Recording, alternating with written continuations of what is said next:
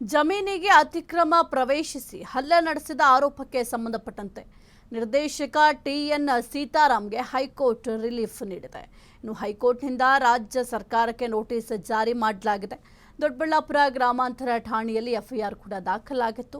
ಈ ಒಂದು ಪ್ರಕರಣ ರದ್ದು ಕೋರಿ ಕೋರ್ಟ್ ಮೆಟ್ಟಿಲೇರಿದಂತಹ ಖ್ಯಾತ ನಿರ್ದೇಶಕ ಸೀತಾರಾಮ್ ಸೇರಿ ಹಲವರ ವಿರುದ್ಧ ಕೂಡ ದೂರು ದಾಖಲಾಗಿತ್ತು.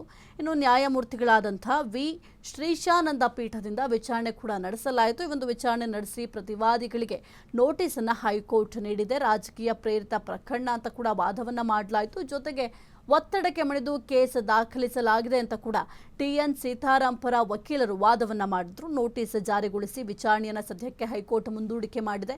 ಮೇ 14ಕ್ಕೆ ವಿಚಾರಣೆಯನ್ನು ಹೈಕೋರ್ಟ್ ಮುಂದೂಡಿಕೆ ಮಾಡಿದೆ. ಕ್ಷಣ ಕ್ಷಣದ ಸುದ್ದಿಗಳಿಗಾಗಿ ಫ್ರೀಡಂ ಟಿವಿ ಸಬ್ಸ್ಕ್ರೈಬ್ ಮಾಡಿ, ಲೈಕ್ ಮಾಡಿ ಹಾಗೂ ಫಾಲೋ ಮಾಡಿ. ಹೊಸ ಸುದ್ದಿಗಳ ನೋಟಿಫಿಕೇಶನ್ಗಾಗಿ ಬೆಲ್ ಐಕಾನ್ ಮೇಲೆ ಕ್ಲಿಕ್ ಮಾಡಿ.